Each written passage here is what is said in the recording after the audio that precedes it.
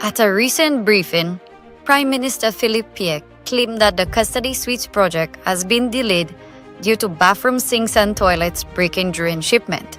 Not just once, but twice. There was a series of unfortunate events. Number one, there was supposed to have the toilets, the special toilets. They got broken. When in shipping. My information is they were sent back to all the new ones, and then the other ones came back and they sent back the same broken ones. So my information, you see, and a lot. But here's the truth. The sinks and toilets designed for prison facilities are made of stainless steel, built to withstand extreme conditions and nearly impossible to break in transit. The Prime Minister's claim doesn't add up. This project was initially estimated to cost $1.5 million. Somehow, that budget tripled to $4.5 million. And now there are reports that the costs have spiraled even higher. With every delay and excuse, taxpayers are forced to bear the burden of rising costs, while the government dodges accountability. Why isn't Prime Minister Pierre giving the people the truth about what's really causing the delays and escalating the costs?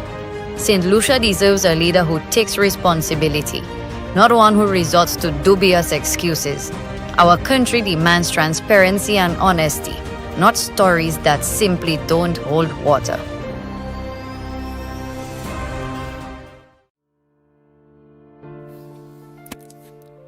In 2019, the Alan Chasney-led United Workers' Party took decisive action to address the healthcare challenges faced by St. Lucians. The UWP secured a US $20 million loan from the World Bank under the Health Systems Strengthening Project. Out of this loan, US $5.5 million was specifically allocated to establish the framework for a national health insurance program. Under this initiative, every St. Lucian would have received up to $75,000 in healthcare coverage on an annual basis, making healthcare more accessible, equitable, and affordable for all. An advisory board of experts, including Dr. Stephen King and Dr. Merle Clark, was assembled to design the framework for this transformative program. However, when the Philip J. Pierre administration took office, they chose to abandon this initiative. Why? Simply because it was started by the United Workers' Party. The consequences of this decision are devastating. Families continue to struggle with medical expenses, hospitals remain overwhelmed, and St. Lucians are left without the healthcare safety net they were excitedly expecting. Where is the accountability? Where is the vision? We would not be facing the current health crisis if the NHI program had been implemented. The National Health Insurance Program was never about politics. It was about people. It would ensure every St. Lucian had access to the care they deserve. Let's set the record straight. The health of our nation should never be sacrificed for politics. It's time to demand a healthcare system that St. Lucians deserve. Labour, Pabo. On October 20th, 2024, at the SLP's Conference of Delegates in Vieux-Fort, Prime Minister Philip J. Pierre made a desperate attempt to rewrite history. You will remember that the United Workers' Party only gave COVID support to NIC contributors. This claim is absolutely false. The truth? In July 2020, under the UWP administration, 5,000 St. Lucians who were non-contributors of NIC received $500 per month for 3 months to help them survive the pandemic. Prime Minister Pierre knows the facts, yet he chose to lie to the nation. Why? To mislead and divide. St. Lucia deserves a leader who values integrity, one who speaks the truth, not one who tries to twist it. Pierre Pabo. We need real leadership, not deception. Youth and Sports Minister Kenson Casimir has been caught blatantly lying about the delays with several disciplines related to national school sports. On October 23, 2024, An article published by Terry Finisterre, a well-known sports journalist and a close political ally of Minister Kazime, penned an article titled "School Sports Suspended." The story went on to explain that secondary student athletes in St. Lucia would be denied an opportunity to showcase their talents and abilities this term as school sports has been suspended.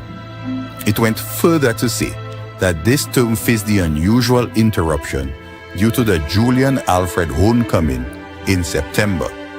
According to Finisterre, one official who wished to remain anonymous told him that the disruption in instruction occasioned by the week of activities, including school rallies and a holiday, in addition to the resources that went into planning the festivities, were all a factor in deciding to cull sports. It is therefore disingenuous and a blatant lie on the part of Minister Kazime to accuse the UWP of fabricating this issue when it was first brought to light by his close friend and colleague. Attempts to salvage the issue were only made due to significant public pressure over the last 2 weeks. Our young athletes deserve leaders who will prioritize their development, not make excuses. It's time for transparency, accountability, and truth. St. Lucia deserves a government that values youth empowerment, not one that sidelines it. Kenson Pabo.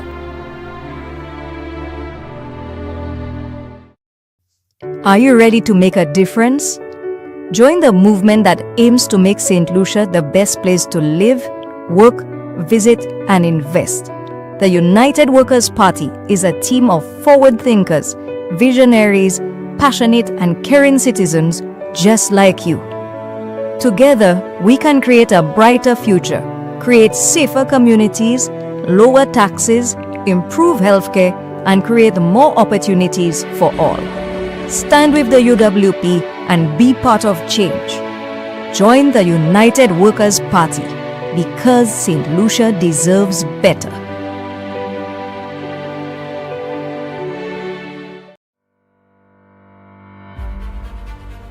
Youth and Sports Minister Kenson Kazime is under fire now that it has been revealed that he has acquired millions worth of real estate over the last 3.5 years. Since assuming office, Kazime has developed 3 villas in Union Hilltop. He is now in the process of constructing another development in Cap Estate, this time with 5 properties. What makes this transaction suspicious is that Kazime made a $100,000 cash deposit on the property. The total cost of the property is about $273,000.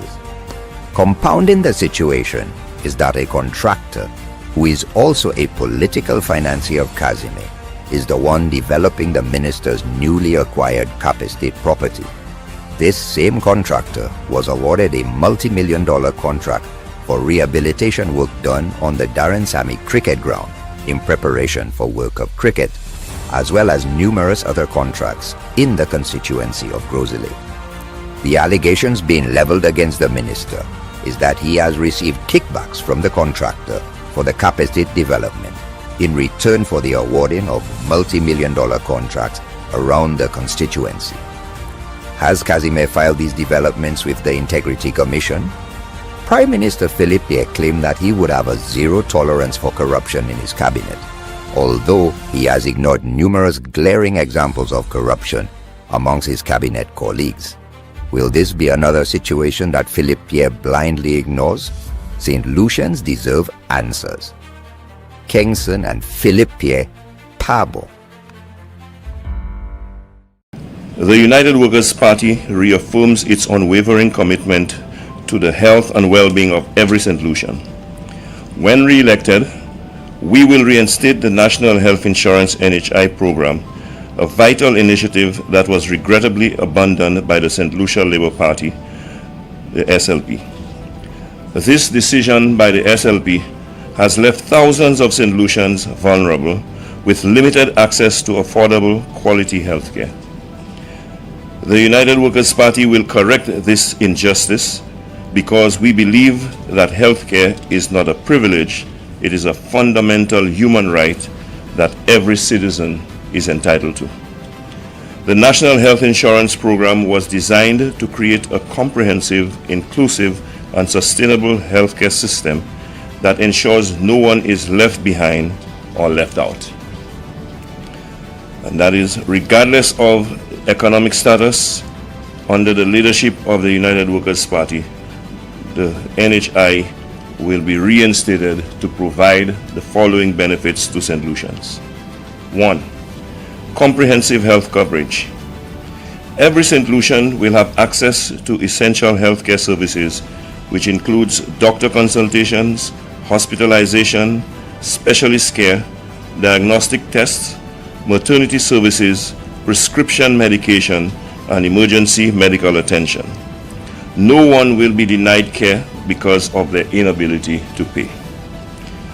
Secondly, we'll reduce the financial burden. Too many families and individuals face the impossible choice between seeking medical care and meeting basic living expenses. The NHI will significantly reduce out-of-pocket expenses, making healthcare more affordable for all, especially for vulnerable groups like the elderly, children, low-income families, and single parents. 3. Timely and efficient medical attention. Long wait times and delayed treatments often result in worsened health outcomes. With the NHI, patients will receive timely care, preventing complications and reducing the strain on our already burdened healthcare system. Number 4, we will focus on preventative care. Preventative health care reduces long-term costs and improves quality of life. The NHI will cover preventative services such as routine checkups, screenings, immunizations, and health education programs to promote healthier lifestyles and reduce the prevalence of chronic lifestyle diseases. Number 5, strengthening the healthcare system. The NHI will provide the financial stability needed to upgrade medical facilities, invest in modern equipment, and improve the working conditions of healthcare professionals. This will enhance the overall quality of healthcare services across the island. And 6, peace of mind for all St. Lucians. Knowing that quality healthcare is always within reach and accessible provides a sense of security. Families will no longer live in fear of medical emergencies they cannot afford, and every child will have the opportunity to grow up healthy and strong. With the United Workers' Party, St. Lucians will certainly have a healthier future.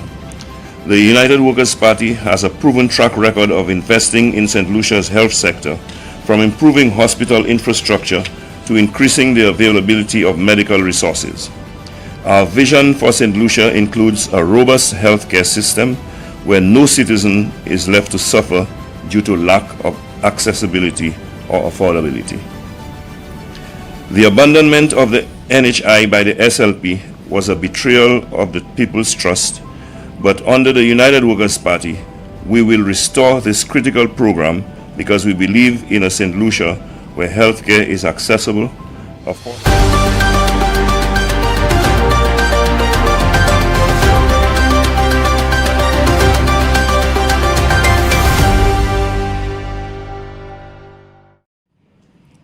Good day and welcome to another United Workers' Party press briefing for today, 21st August 2025. And today we have with us two of the endorsed candidates in the Castries Basin, namely Mr. Stephen Favrier, who is the endorsed candidate for Castries North for the United Workers' Party, and Mr. Tommy Descat, who is the endorsed candidate for Castries South for the United Workers' Party. And today's subject will be a look at the GPH deal, or is it steal? And they will be talking about the sellout of the century that has taken place right here in St. Lucia, unknown to us and being concealed by our government. The lies, the secrets, the deceit, the deception is being exposed. So today we will be discussing what went down between our government and GPH as it relates to our ports in Castries and of course Soufrière. I want to welcome members of the media. I want to welcome those of you who are viewing on live stream. And of course, as always, we want to say a special hello to those of you in the diaspora who are following us currently. To start with his presentation this morning, I'm going to call on the endorsed candidate for Castries North, Mr. Stephen Favrier, who will start the ball rolling.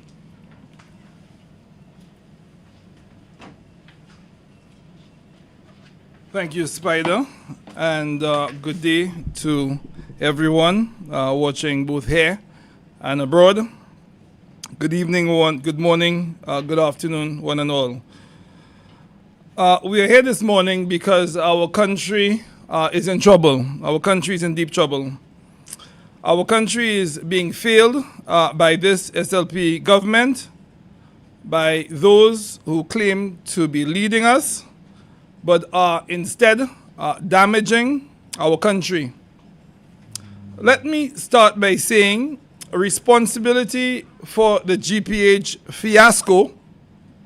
fiasco falls at the feet of the Prime Minister and the Minister of Finance, and also critically the Minister of Investment, who appears to have been the one who brokered this bad one-sided transaction.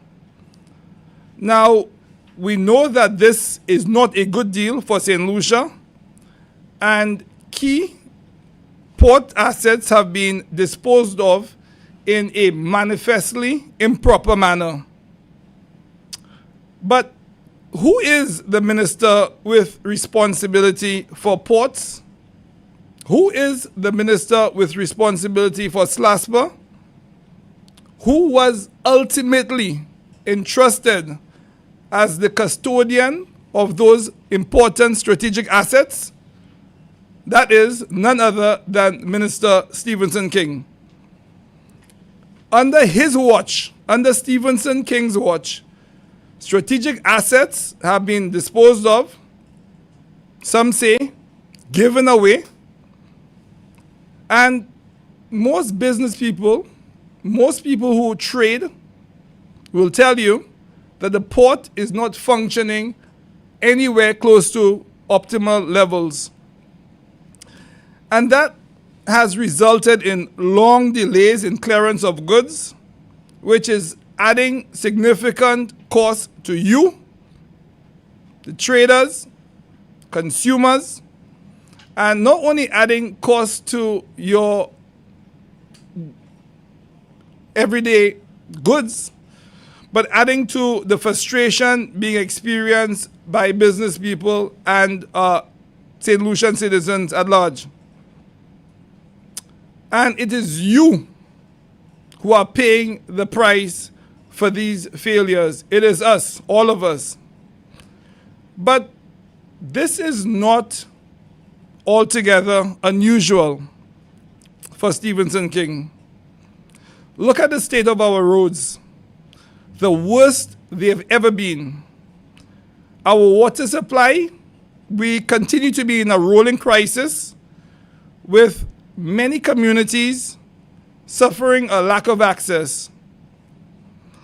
Why is this administration not taking proper care of our infrastructure and of our people? And let's go now to the GPH deal, or as Mr. Montoute said, the GPH steal. What we know as a matter of public record is minimal. But what we do understand is the government has handed over control of our port to a foreign company. St. Lucians need to understand why one of our most valuable national assets have been literally given away. We also know that before the GPH deal, the cruise passenger head tax was $6.50 US, which amounted to $1.50, which was allocated to solid waste management, and $5 US split between SLASPA and central government. Today, the head tax is $12.50 per person, but GPH receives $10, while SLASPA receives only $1, and of course $1.50 to solid waste management. Let me repeat this. GPH gets $10, while SLASPA receives $1 and solid waste $1.50. And one would be reasonable to ask, why? Why would Stephenson King, who has ultimate responsibility for SLASPA, allow such a deal that robs SLASPA of critical revenue, a critical revenue stream, and gifts a foreign company $10 per head? Why? And I think this also must be understood in the context of SLASPA over the last number of years, and certainly in recent times, needing to strengthen its balance sheet, which has been and has come under severe pressure. And for those of you who may have access to the 2022-2023 financial statement, if you were to subtract the airport development charge from SLASPA's income, which grows $37 million, and of course that airport development charge cannot be used for operational reasons or purposes, SLASPA would have suffered an operating loss of 4.4 million EC dollars. In other words, SLASPA's financial health currently, and certainly according to its 2022-2023 financial statement, is in poor condition. The financial position of SLASPA is likely to have further deteriorated during the financial year 2023-24. So let me again be clear. The Minister of Ports, who has ultimate responsibility for SLASPA, rather than helping to strengthen the balance sheet of SLASPA, has allowed a transaction that would starve the Port Authority of much needed revenue, needed to cover existing liabilities, to maintain the staff, and critically to invest in the ports in the interest of all St. Lucians. So now we have heard from the government that this GPH deal is what they call good foreign investment. Really? Why then did GPH have to borrow our money from local institutions to pay off a debt of $17 million US? Money borrowed by SLASPA for the construction of the Dolphin berths at Point Seraphin, which would have allowed for Quantum class ships to berth at Port Castries. And why did GPH not use its own funds? Why did it have to borrow money from our banks? This will be investigated, and answers to those questions will be revealed. And I think we will recall a foreign investor comes to St. Lucia, acquires an asset and uses that asset as the basis for getting a loan from a local bank. Does this sound familiar? Do we remember Cabot? Cabot did the same thing. What did the then opposition say? What did Ernest Hilaire and Philip J. Pierce say? What did the so-called independent voices, civil society, say? You know what they said? They vilified the investor and said that Alan Chasney was giving away our patrimony.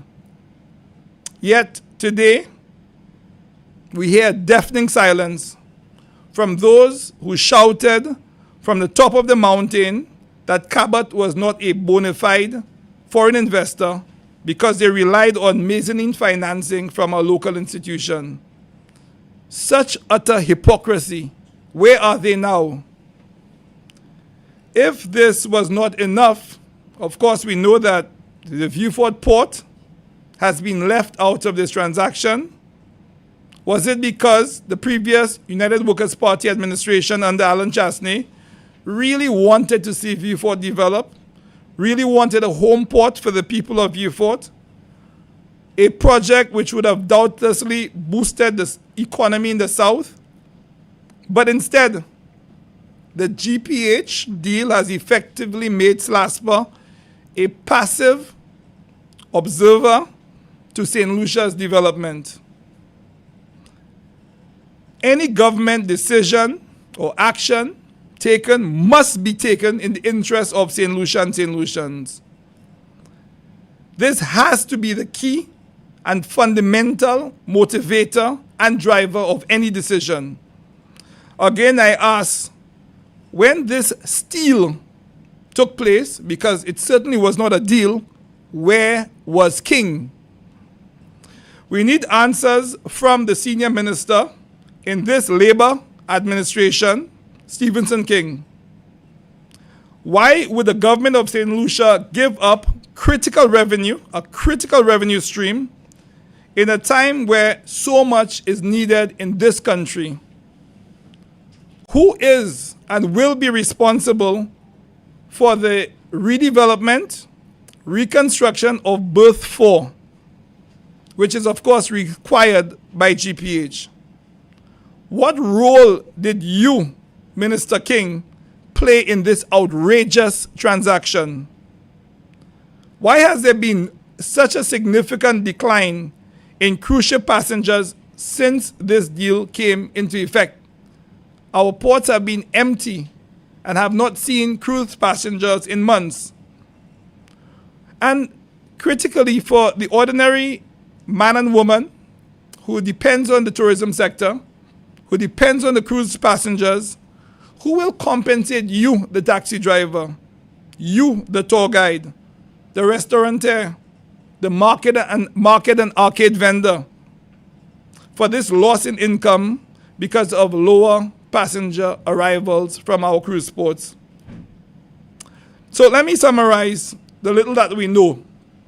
Minister King and his colleagues agreed to a deal that reduced government income from $6.50, $6.50, $2.50, which was going to $1.50 for solid waste, and $5 split between central government and SLASPA. This was done again at a time when SLASPA's balance sheet was already under severe pressure. This was done against the clear advice of SLASPA's management and critically the technocrats in the Ministry of Finance. This government then increased the passenger tax to $12.50. Most of it, $10, is given now to GPH. And then GPH goes to our local institutions and borrows $40 million to complete this transaction. The GPH deal bars now the government from making critical investments in the south of the island. Is this right for Labrie? Is this right for Mico?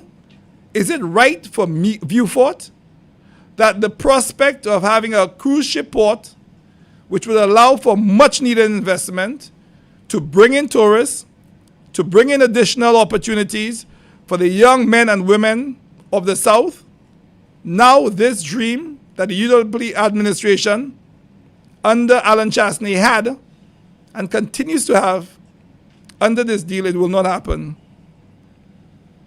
They then increased the head tax. And this increase is likely to have made St. Lucia less competitive to other islands with much lower head tax than ours. And also, SLASPA has a significant infrastructural deficit, particularly with respect to Berth 4, one of its most important berths. And it would require tens of millions of dollars to invest in Berth 4, to rehabilitate and reconstruct it. Where is that money coming from?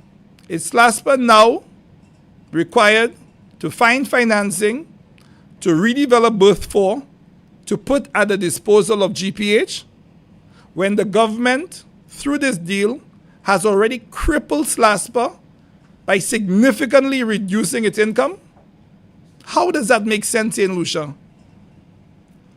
But to top this off, all of this was done through a lease that gave up our most important assets for the princely sum, and I'm being a bit facetious here, of $1 a year for up to 40 years. St. Lucia, make this make sense. This is a failure of this current administration, and it's an evident dereliction of their responsibility to you, to us. What is not clear is why has Minister King, who is squarely responsible for ports, not acted to ensure that this deal was more balanced and accorded some benefit to the people of St. Lucia, acting to provide answers to the people of St. Lucia, and we were expecting answers from Minister King. He's been deadly silent on this matter. You are ultimately responsible for SLASPA. You are ultimately responsible for the ports, and we've heard nothing from you. We should be acting to leverage those ports in the interest of St. Lucia and to the benefit of the future generation. This is the same Minister King who, at the last election, indicated that he was an independent voice. We have heard nothing from this independent voice on this outrageous GPH deal, nor on any other matter whatsoever of consequence to this country in the past 4 years. He has simply towed the line of the Labour government while he enjoys the perks and the expenses which come with it. This is a travesty, and this deal is another glaring example of the gross mismanagement and incompetence of this Labour administration and its agents like Stephenson King. St. Lucia, we call on you to make your voices heard, to fight for this country, and to restore good governance. The time for change is now. Change must come to this country. I thank you.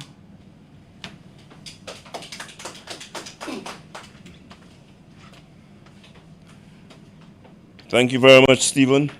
And you just heard Stephen give us an account on how St. Lucians were betrayed by what we call a senior minister in government, Stephenson King, who is the outgoing representative for Castries North. But Stephenson King was not the only actor. And in this sad saga, there are other players who have, by their actions, done injustice to St. Lucia. I would like to call on Mr. Tommy Descat, who is the endorsed candidate for Castries South, who will further elaborate and let us know who else is involved in that deal.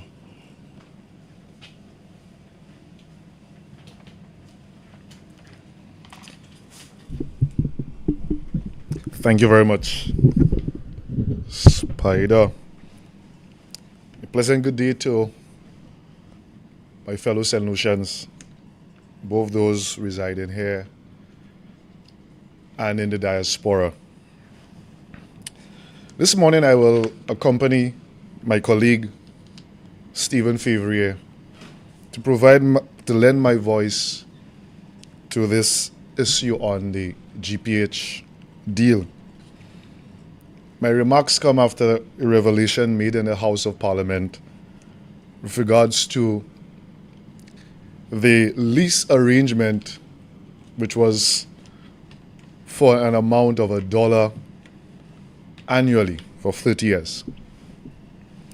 I, however, will not delve into this matter, but will go a bit more and look at a comparative analysis between other GPH concession agreements in the Caribbean, and to get a sense as to whether St. Lucia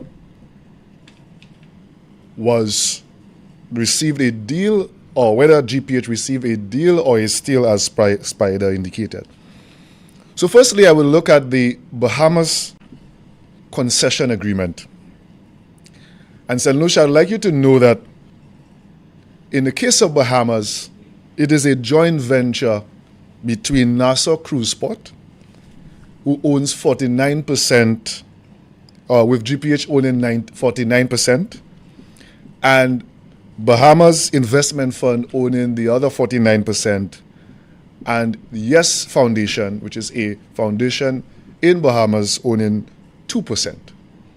So what we see is that Nassau Cruise Port is not owned entirely by GPH, but is owned by the government and people of Bahamas.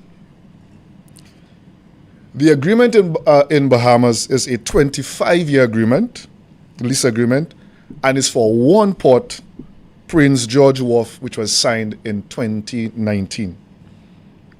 The investment commitment is US $250 million, which includes building of terminals, expanding the berths capacity, and expanding retail and food beverage zones, and expanding entertainment spaces. Very interesting, though, is the social inclusion measures that the government of Bahamas has insisted upon.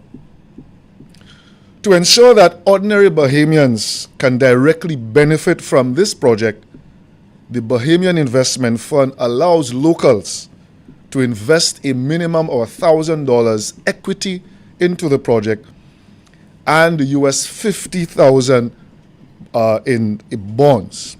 I want you to hear this. Ordinary Bahamians were given an opportunity to benefit in this particular project. And like I would have said earlier, the Yes Foundation, which is a foundation that has a specific mandate to fund and finance youth, sports, and educational initiatives in Bahamas, was allowed 2% share value in this company. I now turn to Antigua. In the case of Antigua, it's a 30-year exclusion concession signed in January 2019 between GPH Antigua and the government of Antigua and Barbuda. In this case, GPH has 100% ownership of GPH Antigua and operates a cruise port in Antigua. The investment commitment is that GPH Antigua will take on the debt of Antigua, the Port Authority of Antigua, which is at US 21 million, and will be making an investment of 30 million US to ensure that mega cruise pier capabilities and Oasis class vessels can berth in Antigua. Crucially, though, the revenue sharing and fee arrangement is different in that GPH pays a variable fee based on passenger volume to the government quarterly. And the setting of tariffs is not limited to only the discretion of GPH, but the government has set clauses in there so they cannot increase the tariffs beyond the consumer price index or beyond 5% and must be approved by the government of Antigua. I now turn to St. Lucia. A 30-year concession agreement with a 10-year extension option granting GPH rights to operate. The investment commitment, as we know it, GPH is committed to investing US, from my understanding, 60 million. This may be, which is subject to correction. This includes retiring of the existing debt of SLASPA, and funding capital expenditure to expand the existing port infrastructure. Information reaching me indicates that the capital expenditure component is going to take 24 months and is going to be financed with funding from our local banking institutions. The financial arrangement, from my understanding, is a 15-year loan that has been secured from a syndicated loan, and the funding and GPH, which indicates that GPH now, after paying this loan, would have 15 to 25 years to cash in on the investment in St. Lucia. So I also want to take you and give you some feedback or some insight into a little about GPH. GPH, the Global Port Holdings St. Lucia, is a wholly owned subsidiary of GPH Global Port Holding Limited, registered in the United Kingdom. Global Port Holdings, however, is owned by Global Port Holdings BV, registered in the Netherlands, which is also a subsidiary of Global Investment Holdings, a company registered in Turkey. This company, Global Investment Holdings, has a diversified investment portfolio including energy, finance, real estate, and infrastructure. And GPH is its international port subsidiary, focused on cruise and commercial port operations, and is the global vehicle used for port concessions, port acquisition, and port operations. It would be interesting to note that GPH was once listed on the London Stock Exchange at a market value of £191 million. On August 9th, 2024, a year to the date of signing the St. Lucia Agreement, GPH was delisted off the London Stock Exchange. Research has indicated that GPH had liquidity issues and funding constraints and was unable to raise equity financing on the international market, which explains why GPH is now finding resources in our domestic economy, our domestic financial institutions to raise or for this particular initiative.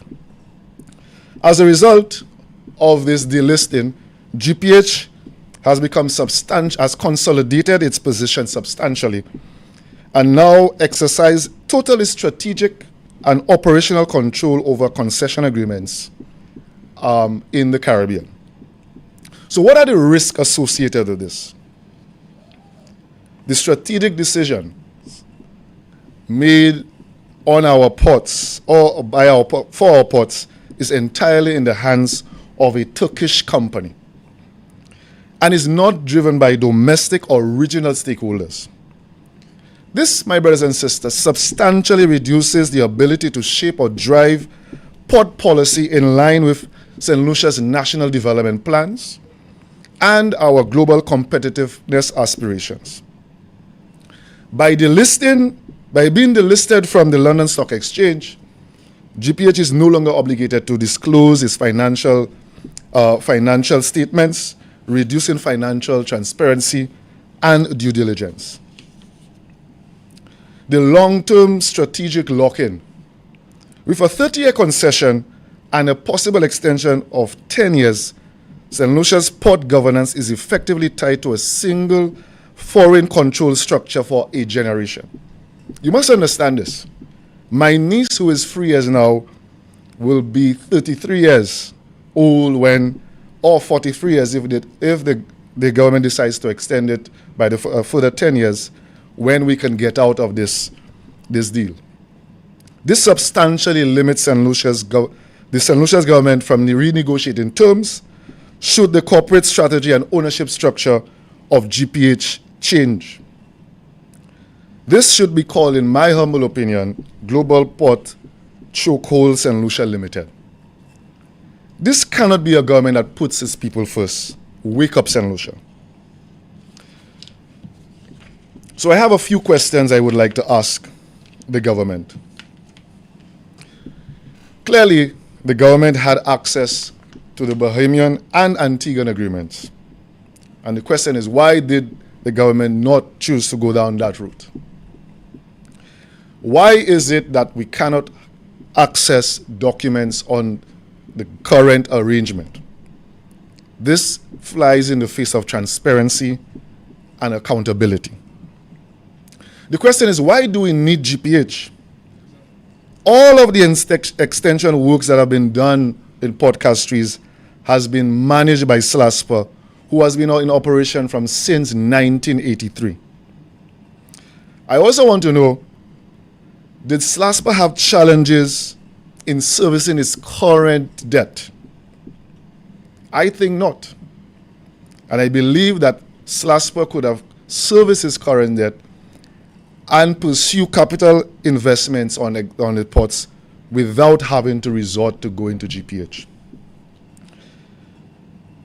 SLASPA, for me, if we look at other countries, and my colleague would have raised the point that it reduces our competitiveness. In the case of St. Kitts, the head tax is at 6 US, Belize 7 US, Antigua 4.5 US, Grenada 4.5 US, Antigua 7.5, and now St. Lucia at 12 US. A question I would like to ask, why wasn't SLASPA made a stakeholder in GPH St. Lucia? As I would have indicated, in the Bahamas case, Bahamians were able to invest in the project. The question is, why the government did not allow SLASPA to become a shareholder? The government could have used the Bahamian model and allow citizens, credit unions, the library credit union, the teachers credit union, and local persons to invest in this particular initiative. GPH did not bring $1 foreign direct investment to St. Lucia. In effect, it has gone to our local financial institutions and is now crowding out credit that should have gone to the private sector. Importantly, information reaching us has indicated that the technocrats in the Ministry of Finance advised the government against this deal, but the government went ahead nonetheless. So it is the government and the ministers in the cabinet who negotiated this deal. The question is, who is the ultimate beneficiary of this? We know that it is the cabinet of ministers who have tied us into this deal. So my brothers and sisters, I ask you, we have presented to you clear facts about the GPH deal, and we will be elucidating more on this as time goes by. But what is clear, that this government did not put you first. It did not put our future generations first. Thank you very much. Over to you, Spider. Thank you very much to Mr.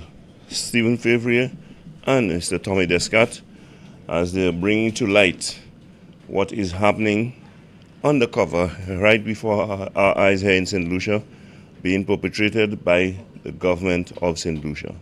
Now we know that the deal was a steal. Now we know that St. Lucians have been taken for a ride by the people who are supposed to represent them. Now we know who it is that are the people who come first to the government of St. Lucia. Ladies and gentlemen, we want to thank those of you who tuned in to listen. We want to thank those of you in the diaspora who always follow us on our United Workers' Party press briefing. I want to ask that you join us on Sunday this weekend when we are having our Flambeau Live in Soufrière. And, of course, I invite you to join me on Monday when I will be having another episode of Like It Is. And my special guest on this occasion will be the endorsed candidate for Vieux Fort North, Mr. Calix Xavier Kakal.